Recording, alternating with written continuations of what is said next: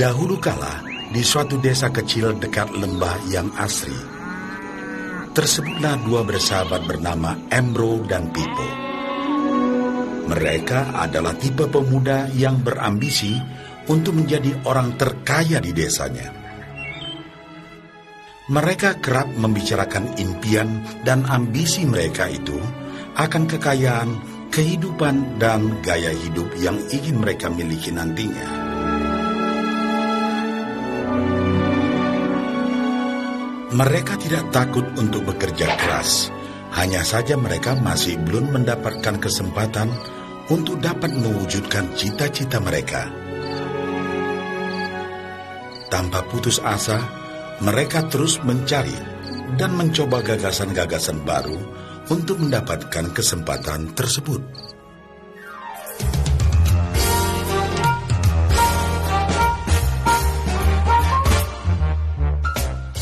Hingga suatu hari, kesempatan itu pun datang. Desa mereka membutuhkan lebih banyak air. Oleh karena itu, kepala desa mempekerjakan Embro dan Pipo untuk mengambil air dari mata air di gunung untuk dibawa ke tempat penampungan di desa. Mereka akan dibayar sesuai dengan banyaknya air yang dapat mereka bawa. Maka mereka berdua pun menyambut dengan baik kesempatan ini. Embro dan Pipo pun segera melaksanakan pekerjaan tersebut dengan bersemangat.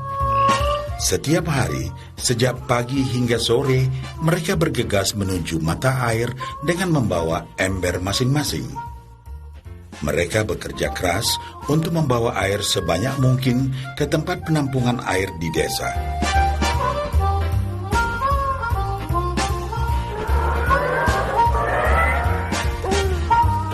Menjelang sore hari, mereka pun pulang dengan membawa upah dari hasil jerih payah mereka hari itu. Embro merasa puas sekali dengan pekerjaannya itu dan besarnya upah yang ia dapatkan. Dia yakin bahwa dengan pekerjaannya ini, ia bisa segera mewujudkan cita-citanya.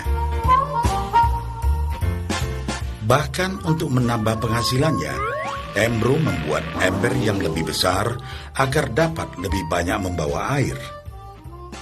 Embro yakin dengan penghasilannya sebesar itu, tak lama lagi ia bisa segera membeli sapi dan memiliki gubuk baru yang ia idam-idamkan.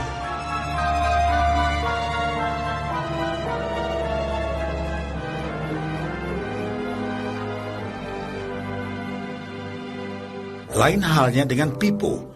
Dia merasa tidak nyaman dengan cara yang mereka lakukan itu. Ia mencari cara yang lebih nyaman untuk mendapatkan lebih banyak uang. Suatu hari, Pipo mendapat sebuah gagasan.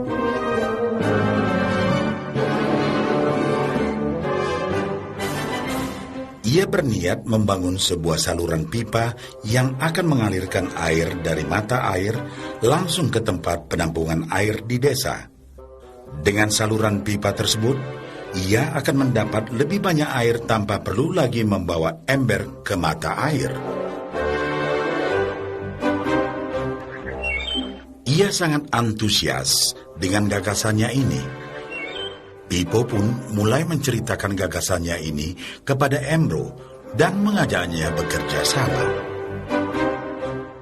Tetapi Embro tidak sependapat. Ia bahkan mentertawakan gagasan Pipo tersebut karena merasa dirinya mampu mendapatkan lebih banyak uang. Embro pun lebih sering lagi mengambil air dengan ember dan bahkan menggunakan ember yang lebih besar agar dapat membawa lebih banyak air ke desanya. Dengan cara ini, Embro yakin penghasilannya akan meningkat.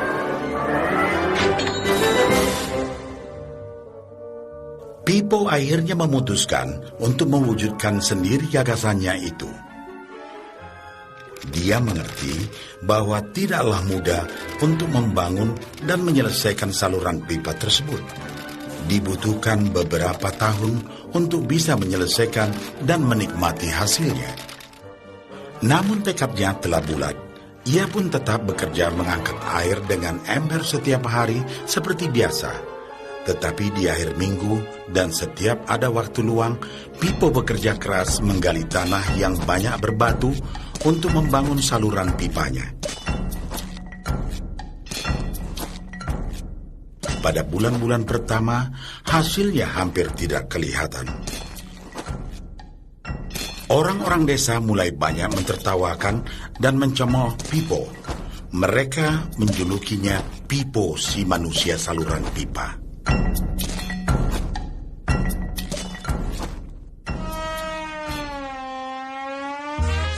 Sementara itu, penghasilan Embro telah meningkat 2 kali lipat. Ia sudah berhasil membeli sapi dan memiliki gubuk baru yang lebih besar. Gaya hidupnya pun sudah mulai berubah.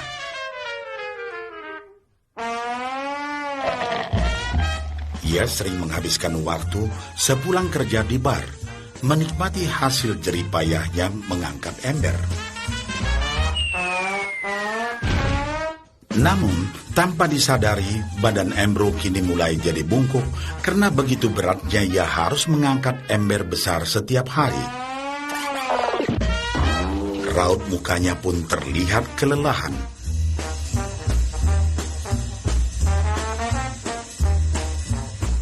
Semakin hari, semakin sedikit air yang dapat dibawanya karena tenaganya berkurang seiring bertambahnya usia.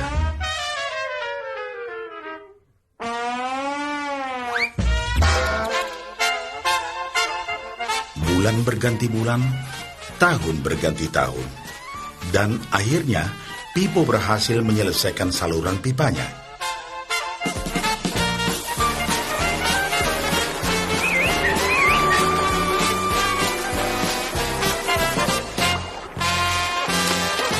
Kini, tanpa perlu bersusah payah mengangkat ember, Pipo akan mendapat lebih banyak uang berkat air yang terus mengalir memenuhi tong-tong air di tempat penampungan.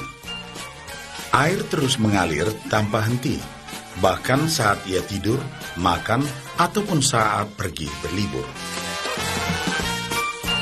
Pipo pun puas dan bangga. Berkat tekad dan kerja keras, kini penghasilannya pun mengalir tiada henti, seiring aliran air di saluran pipanya.